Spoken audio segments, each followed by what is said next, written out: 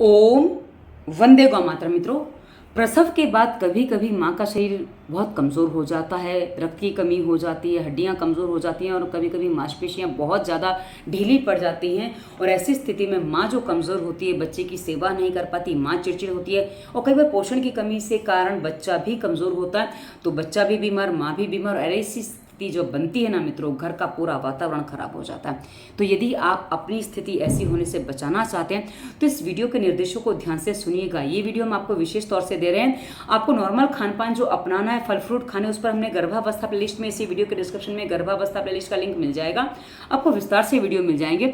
पर ये जो हम आपको वीडियो दे रहे हैं, आपको नॉर्मल भोजन डाइट के अलावा आपके विशेष जो आपके अंग हैं लचीले बने रहें, आपके बच्चे का विकास ठीक से हो, आपके अंग लचीले रहेंगे तो आपकी डिलीवरी नॉर्मल हो पाएगी और साथ ही आपको पोषण की कमी नहीं रहेगी। तो डिलीवरी के बाद जो आप स्थिति बन जाती है ना खराब, उससे बाहर निकल के आप अपने बच्चे को एंजॉय कर पाएंगे और आप और आपका बच्चा एक अच्छा जीवन पाएंगे।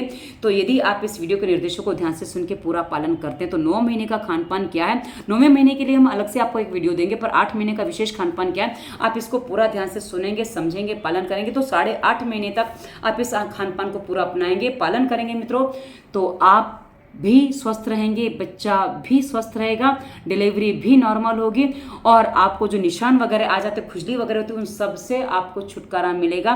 तो आशा है इस वीडियो को आप ध्यान से सुनेंगे, समझेंगे, पालन करेंगे और अपनी गर्भावस्था को एंजॉय करके डिलीवरी के बाद अपने बच्चे को भी एंजॉय करेंगे। क्योंकि आप जानते हो हमारा उद्देश्य है दवा मुक्त भारत। और यदि आप हमारे इस वीडियो के निर्देशों को ध्यान से सुनते हैं, समझते हैं, पालन करते हैं तो आपको आयरन, कैल्शियम तक की गोलियां खाने की आवश्यकता नहीं पड़ेगी। आप उसके बिना भी अपनी डिलीवरी को नॉर्मल कर सकते हैं और अपना खान पान अच्छा अपना के। आप डिपेंड करता है कि आप कितने पालन करते हैं, सब कुछ उस पर।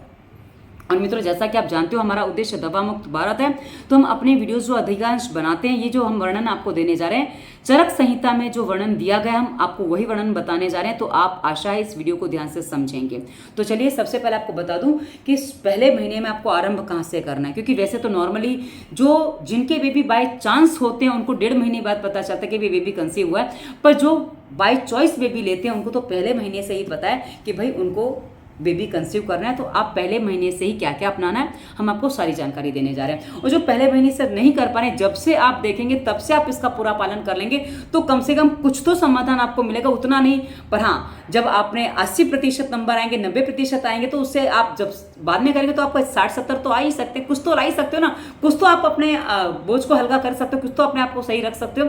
तो आप कभी भी इसका पालन करना आरंभ करेंगे तो आपको उसका लाभ मिलेगा। तो चलिए शुरुआत करते हैं हम पहले महीने से। मित्रों, पहले महीने में जो आपको सेवन करना है, मिश्री मिला हुआ दूध सेवन करना है, सुबह शाम दोनों समय सेवन करना है। अब मित्रों मैं आपको विशेष विधान बता दूं कि नॉर्मली जो है आयुर्वेद मना करता है, सुबह दूध का विधान आयुर्वेद में नहीं है, दूध का विधान आयुर्वेद में शाम को ही बताया जाता है।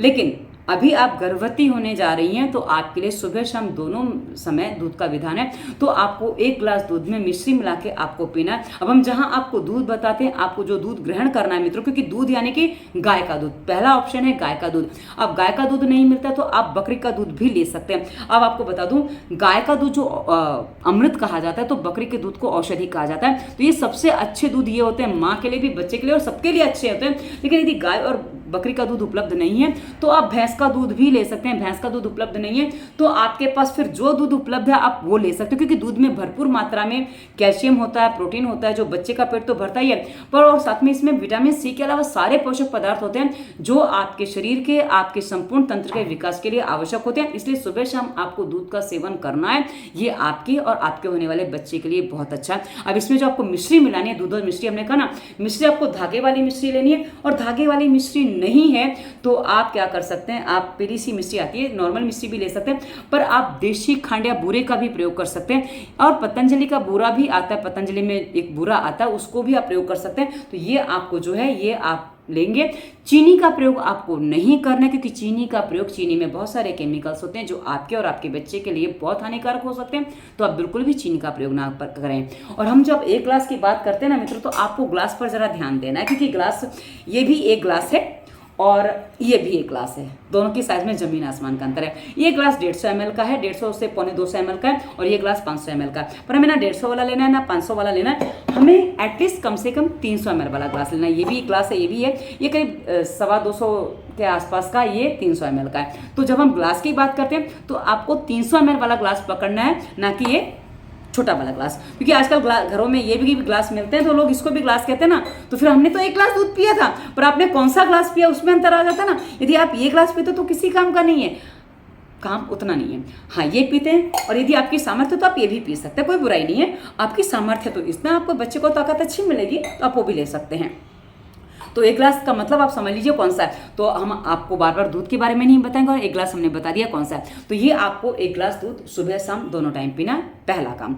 दूसरा आपको जो करना है, माखन, मिश्री और काली मिर्च, इसका सेवन करना है। आपने देखा होगा श्री कृष्ण का मस्तिष्क कैसा था, उनकी लीलाएं हमने वीडियोस के रूप में देखी हैं भाई, जो पिक्चराइज की गई है, कि हम कल्पना कर सकते हैं उनका मस्तिष्क कैसा था, उनका ब्रेन कैसा था। तो यदि आप चाहते हैं कि आपके बच्चे का भी दिमाग तेज हो, मजबूत हो, तो उसके लिए आपको माखन मिश्री का सेवन करना है। माखन मिश्री 10 से 15 ग्राम माखन ले लीजिए। माखन आपका घर का बना होना चाहिए। माखन कैसे बनाना है, इसी वीडियो के डिस्क्रिप्शन में स्वास्थ्य नियम प्लेलिस्ट में विस्तार से वीडियो है, हमने बना के दिखाया, आप उसको देखेंगे।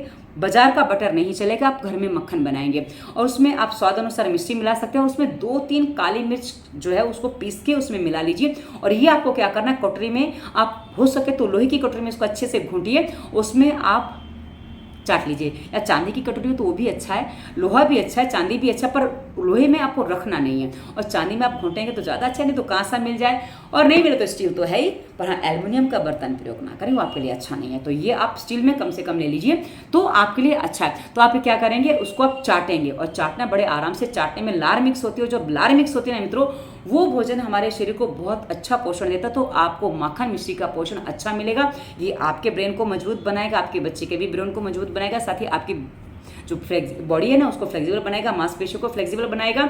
तो ये आपकी डिलीवरी नॉर्मल लाने में पूरी सहायता करेगा। उसके बाद मित्रों, तीसरा जो प्रयोग आपको करना है, माखन मिश्री दूध का प्रयोग थोड़ा आगे अलग अलग होता रहेगा, पर माखन मिश्री का प्रयोग आपको पूरा 9 महीने करना है, और नारियल का प्रयोग भी आपको 9 महीने पूरा करना है। अब नारियल का प्रयोग आपको कैसे करना है, आपके पास यदि ऐसा नारियल है तो वो भी चलेगा, आप इसको फोड़ के इसकी गिरी यूज कर सकते हैं, चबा के खानी है। यदि ये नहीं है तो आप ऐसा सूखा वाला जो आता है ना, इस टाइप से, ये देखिए सूखा है, तो इसका भी आप प्रयोग कर सकते हैं। तो आपको क्या करना है, 50 से 100 ग्राम नारियल आप रोज खा सकते हैं। अब ये कैपेसिटी पर डिपेंड करता है कि आपकी भूख कितनी है, आपको कितना अच्छा लग रहा है। अब इसको आपको खूब चबा चबा के खाना है। अब आपको बता दूं, चबा चबा के खाने का परिणाम क्या होता है मित्रों, आप इसकी कोई मिठाई आदि बना के ना खाएं, क्योंकि मिठाई जो हम बनाते हैं वो पीस के बनाते हैं, और मिठाई में वो गुण नहीं रहेगा जो इसमें रहेगा। हाँ, इसके साथ आप चाहें तो थोड़ी मिश्री स्वाद के लिए ले सकते हो, मिश्री भी साथ में चबा के खा सकते हैं। पर आपको क्या करना है, जो चबाएंगे ना मित्रों, इसके चबाने से जब आप चबाएंगे तो आपको पता चलेगा आपके मस्तिष्क की जो सारी नस नाड़ियां हैं ना, इन सबको व्यायाम मिलता है। जी हाँ, ये सारी नस नाड़ियों को व्यायाम मिलता है, जिससे आपको थायराइड नहीं होगा, ब्लड प्रेशर, मन प्रसन्न रहेगा, तो ब्लड प्रेशर नॉर्मल रहेगा। और यहाँ जब सब कुछ एक्टिव होता है ना मित्रों, तो पूरे बॉडी की नस नाड़ियाँ अपने आप एक्टिव हो जाती हैं, जिससे शरीर में आलस नहीं आएगा, काम करने में नॉर्मल मन लगेगा, और साथ ही घर का काम आप नॉर्मल कर पाएंगे, समस्या नहीं आएगी। और आपके शरीर में अकड़न जकड़न जो आ जाती है ना, होती है ना, वो सब नहीं होगा। तो आपके जब अकड़न नहीं होगी, और इसमें जो तेल होता है ना मित्रों, ये हमारे शरीर में जाता है, तो जो तेल है, माखन में भी जो घी है, माखन में भी तो घी है ही ना, और दूध में जो थोड़ा बहुत होता है, और आगे हम घी का प्रयोग आपको और बताएंगे। तो ये जब सब आप सेवन करेंगे ना मित्रों, तो ये आपकी जो त्वचा सूखापन ले लेती है ना, वो सूखेपन से आपका बचाव करेगी। और जिनकी त्वचा फट जाती है, फटी सी महसूस होती है, और जो एकदम जो खुजली वगैरह होती है, उन सब से आपका बचाव करेगी। तो आप इसका सेवन अच्छी मात्रा में करिए, तो ये आपकी डिलीवरी भी नॉर्मल लाने में सहायता करेगी, प्लस आपका मस्तिष्क सही रहेगा, आपका दिमाग सही रहेगा। तो आप अनेकों रोगों से, अपना गर्भावस्था में जो रोग आ जाते हैं, किसी को डायबिटीज हो जाता है, किसी को थायराइड हो जाता है, किसी का ब्लड प्रेशर हाई लो हो जाता है, तो उन सबसे आप अपना बचाव करना चाहते हैं तो नारियल का सेवन अवश्य करें। पूरे 9 महीनों डिलीवरी के बाद भी हमारे यहाँ तो पहली चीज नारियल ही भून के दी जाती है, ताकि जो दांत है ना, जो जकड़ जाते हैं, क्योंकि डिलीवरी में जो पेन होता है ना मित्रों, उसमें कई बार दांत जकड़ जाते हैं। पेन होता है, मैंने भी सहन किया है, पर हाँ, ईश्वर ताकत देता है, सब कुछ हो जाता है, नॉर्मल हो जाता है, समस्या नहीं आती है। तो आप चिंता ना करें, क्योंकि पेन की बात करें तो लोग डर जाते हैं, तो डरने की जरूरत नहीं है। मन इतना मजबूत हो जाता है, क्योंकि वो जो बच्चे का जो आनंद है ना मित्रों, वो आनंद जब हम महसूस करते हैं तो अपने आप सब कुछ सहन हो जाता है, कोई बड़ा विषय नहीं होता है। तो आप इसको खूब चबा के खाइए नारियल को, इसको खाएं चाहे इसको खाएं, खूब चबा के खाइए, ये आपके लिए बहुत अच्छा है। उसके बाद मित्रों दूसरे महीने से आपको ये माखन मिश्री और इसका प्रयोग चालू रखना है। हाँ, नारियल के बाद आपको एक काम और करना है, नारियल के बाद भी और जो भोजन करते हैं ना उसके बाद भी आपको क्या करना है, 1 चम्मच जितनी सौंफ ले लीजिए और उसको आपको मुंह में डाल के उसको चबाना है। सौंफ क्या है मित्रों, सौंफ जो है ना वो मुख शुद्धि के लिए कही जाती है और सौंफ की जो सुगंध है वो आपको तरोताजा रखती है। तो सौंफ आप खाइए, ये आपके लिए अच्छी, उसको भी खूब चबा के खाइए, तो ये आपका गुण करेगी। तो सौंफ आपको खानी है। उसके बाद मित्रों दूसरे महीने से आपको जो करना है वो दूध में, 1 गिलास दूध में सुबह शाम अलग अलग बनाना है। आप 10 ग्राम सत्तावर का चूर्ण मिला लीजिए और उसके बाद उबलते दूध में डाल दीजिए, उसमें मिश्री मिला के आप ये दूध सादा यानी कि नॉर्मल थोड़ा ठंडा हो जाए उस समय आप पी सकते हैं। भोजन के बाद आप दूध ले सकते हैं, भोजन के आधे पौने घंटे बाद आप दूध ले सकते हैं सुबह के, और शाम का भोजन आपको जल्दी खा लेना है तो उसके बाद आप रात को सोते समय दूध ले सकते हैं, कोई समस्या नहीं है।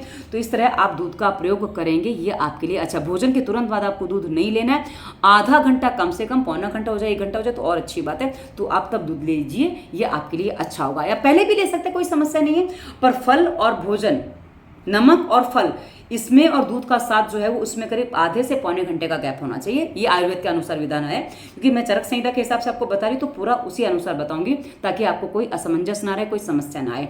और मित्रों तीसरे महीने में आपको कहा ना माखन मिश्री और नारियल वाला प्रयोग 9वें महीने तक आपको पूरा लेना है, लेकिन तीसरे महीने में आपको अब क्या करना है, दूध में विशेषकर आपको कुछ चीजें प्रयोग करनी है। दूध के ही प्रयोग आगे पीछे हो रहे हैं, बदल रहे हैं।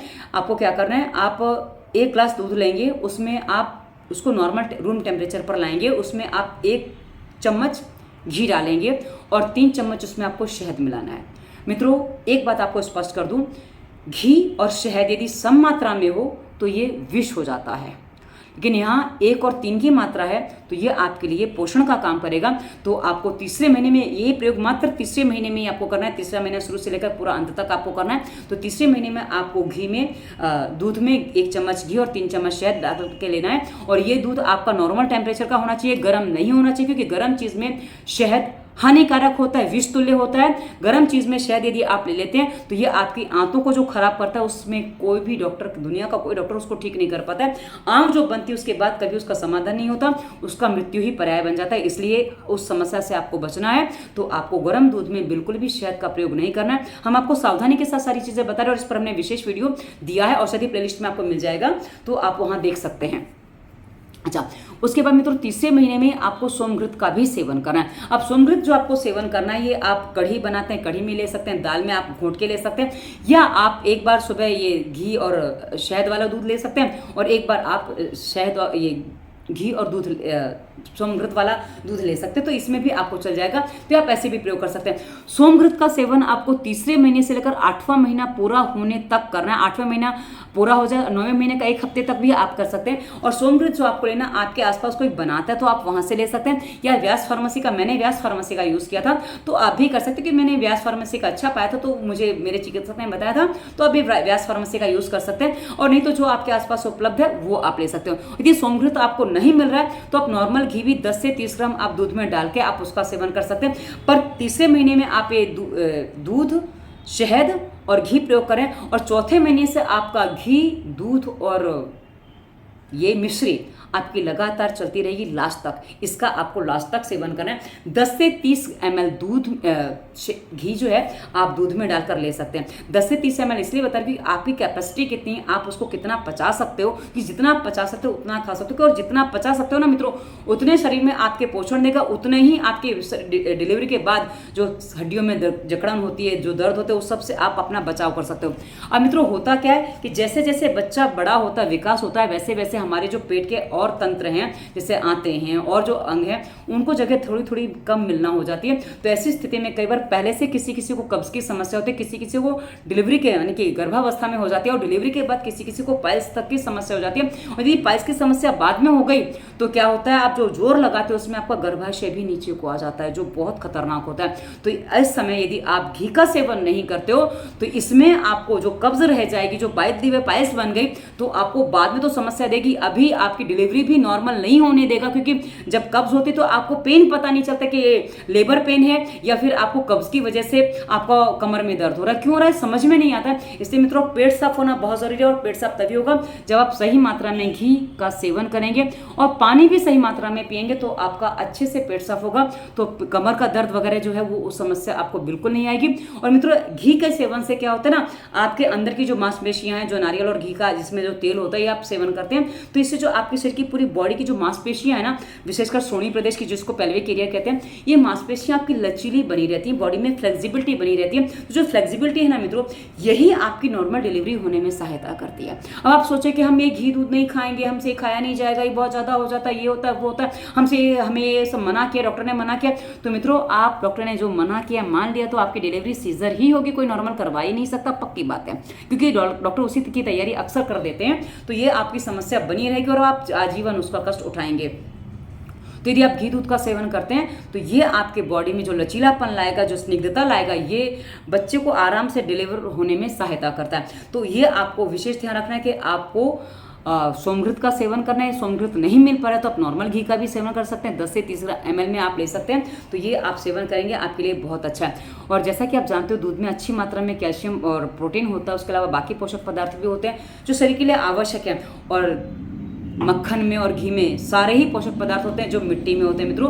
तो इसका आप सेवन करेंगे तो बहुत अच्छी बात है, ये आपके लिए बहुत अच्छा है। अब मित्रों, उसके अलावा आपको क्या करना है, एक चूने का सेवन करना है। चूने का सेवन आप सुबह सुबह जो उठते हैं पानी तब पिएंगे ना, उसमें आप एक गेहूं के दाने जितना चूना आप घोल लीजिए, उसका सेवन आप कर सकते हैं। पर चूने के सेवन में विशेष सावधानी आपको रखनी है कि आपको यदि पथरी नहीं है तो ही आप चूने का सेवन कर सकते हैं। यदि पथरी के पेशेंट है, बार बार आपको पथरी बनती है, तो बार बार जो पथरी बनती है ना मित्रों, उसका भी कारण बता दो। इसी वीडियो के डिस्क्रिप्शन में दवा मुक्ति प्लेलिस्ट में बार बार पथरी बनने पर भी वीडियो दिया है। तो क्या है ना, जो आप पानी कम पीते हो, पानी की कमी से जो पथरी बनती है, चाहे गॉल ब्लैडर की हो, चाहे ये किडनी की हो, कहीं की भी हो, तो पानी जो आप बढ़ा देंगे ना मित्रों, तो आपको पथरी की समस्या नहीं रहेगी। तो आप चूने का सेवन कर पाएंगे। और चूने का सेवन करने वाले को कैल्शियम की गोली खाने की आवश्यकता नहीं, और कैल्शियम की गोली से भी आपको पथरी हो सकती है। तो इसीलिए कैल्शियम की गोली ना लेकर आप यदि चूने का सेवन करते हैं तो ये आपके लिए बहुत अच्छा। और जैसा कि दूध में भी कैल्शियम तो है ही, तो ये आपको अच्छी मात्रा में कैल्शियम मिलेगा जो आपकी हड्डियों को मजबूत रखेगा, प्लस आपके बच्चे की हड्डियों को मजबूत बनाएगा।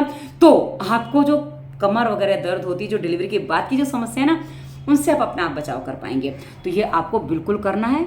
चूने का आप सेवन कर सकते हैं। सुबह आप ले लीजिए, सुबह नहीं ले पाते तो दोपहर में छाछ, भोजन के बाद जो छाछ पिएंगे ना, उसमें भी आप ले सकते हैं, वो भी अच्छा है। तो आपको एक समय निर्धारित कर लीजिए, आपको एक बार में एक गेहूं के दाने जितना ही चूना लेना, उससे ज़्यादा नहीं लेना है। और चूना कैसे लिया जाता है, हमने एक औषधि प्लेलिस्ट में चूने पर अलग से वीडियो भी दिया, तो आप उसको भी देख सकते हैं। अच्छा, अब आते हैं कैल्शियम की कोई कमी हमने बता दी कैसे पूरी होगी। अब आयरन की कमी मित्रों, यदि आप लोहे की कढ़ाई का भोजन करना आरंभ कर दें, आप जो भी पकाते हैं, आप सब्जी बनाएं, आप दाल को तड़का दें, आप जो भी बनाएं वो सब लोहे की कढ़ाई में बनाना आरंभ कर देते हैं, तो इससे आपकी जो है कैल्शियम की, आयरन की कमी पूरी हो जाएगी। आपको उसके लिए विशेष कुछ दवाइयाँ खाने की जरूरत नहीं पड़ेगी। उसके अलावा जितने भी लाल भोजन में पदार्थ आते हैं, जैसे बीटरूट है, ये सब आपकी, गाजर है, ये सब आपकी आयरन की कमी को पूरा कर देगा। तो आप आयरन की कमी के लिए विशेष आपको अलग से कुछ नहीं करना पड़ेगा, आप यही ले लीजिए, आपकी पूरी हो जाएगी। तो ये आपको करना है। और मित्रों, एक प्रयोग और है, केसर वाला दूध। अब मित्रों, केसर की जो गंध है ना, क्योंकि अभी तक तो हमने जो प्रयोग आपको बताया, ये आमूमन कोई भी कर सकता है, पर जो केसर वाला दूध है ना मित्रों, ये अब सब किसी के बस की बात नहीं है केसर खा पाना, क्योंकि केसर बहुत महंगा होता है। फिर भी यदि आप करना चाहें तो क्या करें, केसर वाला दूध आपको ठंडा ही लेना है। केसर वाला दूध आप गर्म नहीं ले सकते, क्योंकि केसर खुद गर्म है और उसमें 2 धागे ही केसर आप प्रयोग कर सकते हैं, उससे ज़्यादा नहीं कर सकते। केसर वाला दूध कैसे बनाना, उस पर हमने अलग से वीडियो गर्भावस्था प्लेलिस्ट में दिया, आप उसको भी देख सकते हैं, तो उसमें विस्तार से आपको जानकारी मिल जाएगी। तो आपको एक कहते हैं ना 4-5 मिनट का वो वीडियो है, तो आप देखेंगे तो आपको पता चल जाएगा। अब मित्रों, एक बात और बता दूं कि शरीर में कभी कभी किस पोषक तत्व की कमी हमें पता नहीं चलता, डॉक्टर बताते हैं, पर हमें कई बार वो कैसे लें, क्या लें, वो विशेष कुछ खान पान बताते हैं, उसमें कुछ और गड़बड़ हो जाती है, कई बार गोलियां देते हैं, उसमें और गड़बड़ होती है। तो यदि आप कढ़ाई में, लोहे की कढ़ाई में सब्जी बनाएं, और जो लिक्विड जो चीज़ें आप बनाते हो ना, दूध गर्म करना है या कुछ आपको सब्जी बनानी है, दाल बनानी है, तो वो यदि आप मिट्टी के बर्तन में, मिट्टी की हांडी में करना आरंभ कर दो, तो मित्रों जितने भी पोषक पदार्थ मिट्टी में होते हैं वही हमारे शरीर की आवश्यकता होती है, वो सारे के सारे पोषक पदार्थ आपको मिट्टी की हांडी से मिल जाने वाले हैं। और मिट्टी की हांडी बड़े आराम से हर जगह मिल जाती है, तो उपलब्ध है। तो आप कुम्हार के पास से ला सकते हैं, आसपास कुम्हार हो तो, या कहीं आप कहीं और मिल जाए, तो जहाँ से आपको उपलब्ध हो वहाँ से आप मिट्टी की हांडी लाइए। मिट्टी की हांडी के बर्तन जो भोजन है ना मित्रों, इसमें सारे के सारे पोषक पदार्थ आपको मिल जाएंगे। इसमें आप दाल पका सकते हैं, चावल पका सकते हैं, दूध गर्म कर सकते हैं, पर इनकी दाल और चावल की हंडी एक रहेगी चलेगा, पर दूध की हंडी आपको अलग रखनी है, कि दूध की हंडी में दाल नहीं पका सकते क्योंकि हंडी है वो अलग ही रखनी है। तो यदि आप ये करते हैं मित्रों, ये आपके शरीर को संपूर्ण पोषण देगा, आपको किसी भी दवा को खाने की आवश्यकता नहीं होगी और आप बिना दवा के अपने आप को, अपने बच्चे को स्वस्थ रख पाएंगे और आपकी डिलीवरी भी नॉर्मल हो पाएगी। अब मित्रों, आप इसमें से कितने प्रयोग कर सकते हैं आप पर डिपेंड करता है और उसके अनुसार आप डिसाइड करेंगे कि अब आपको आयरन कैल्शियम की गोलियां कितनी खानी कितनी नहीं खानी, क्योंकि आप पूरा पालन करते तो पूरा समाधान है, पर आप नहीं कर पा रहे, मिट्टी की हांडी नहीं मिल पा रही है, आपको जल्दबाजी है कुछ और, क्योंकि सबके अपने अपने एक्सक्यूज होते हैं, तो एक्सक्यूज में आपको फिर दवाइयां खानी पड़ जाती हैं क्योंकि आप नेचुरल वे में नहीं चल रहे। ये हमने आपको नेचुरल वे बताया जो चरक संहिता में मिलता है, हमने आपको नेचुरल वे पूरा बताया। यदि आप इसका पूरा पालन करते हो तो बिना दवाइयों के भी आप स्वस्थ रह सकते हो। 9वें महीने का विशेष खान पान क्या है वो हम आपको अलग से बताएंगे, पर हाँ 9वें महीने तक हमने कहा ना, 9वें महीने आपको माखन मिश्री और नारियल का प्रयोग चालू रखना है, घी दूध का प्रयोग आपको चालू रखना है और उसके अलावा और कुछ विशेष खान पान है वो हम आपको अलग से वीडियो देंगे, आप उसमें देख लीजिएगा ताकि आपको विस्तार से वो भी जानकारी मिल सके। तो ये वीडियो आप पूरा पालन करेंगे तो आपको अच्छा लगेगा। उसके अलावा मित्रों, गर्भावस्था प्लेलिस्ट की वीडियो पूरे देखिए और रोगों के कारण स्वास्थ्य नियम 2 प्लेलिस्ट और समझ लीजिए। ये आपको समझने में सहायता करेंगे कि भाई क्या क्या चीज़ें आपके शरीर में रोगों के कारण बनती हैं, जो आप खाएंगे पिएंगे तो आपका बच्चा अभी से रोगी हो जाएगा, उसके हार्मोन्स डिसबैलेंस हो जाएंगे और हो सकता है कि लड़कियों के आजकल पीरियड्स बहुत जल्दी आ जाते हैं और इसी चक्कर में आ जाते हैं। तो यदि आप वो वीडियो देख लेते तो आपको बहुत कुछ सहायता मिल सकती है। और हमने अंत में अपना नंबर दिया, इसी वीडियो के डिस्क्रिप्शन में वैसे एक सरल भोजन प्लेलिस्ट है, उसमें हमने लोहे की कढ़ाई में कैसे भोजन बनाया, मेरा सारा भोजन लोहे की कढ़ाई में बनता है, तो आप देख सकते हैं कि बड़ा सरल है भोजन बनाना, लोहे की कढ़ाई में कुछ कठिन नहीं होता है, तो आप कर सकते हैं। और अंत में नंबर इसलिए दिया, यदि आपको लगता है कंसल्टेंसी करके कुछ विशेष जानकारी आपको चाहिए तो उसकी फीस होती है, फीस आपकी समस्या और आप कितना हमारा समय लेंगे उस अनुसार होती है। तो ये वीडियो कैसा लगा उसे बताइएगा और आपकी डिलीवरी का समय, आपकी प्रेगनेंसी का समय शुभ हो, आप उसमें को आनंद से बिताएं, ये हमारी आपके लिए शुभकामनाएं हैं। धन्यवाद। वंदे मातरम।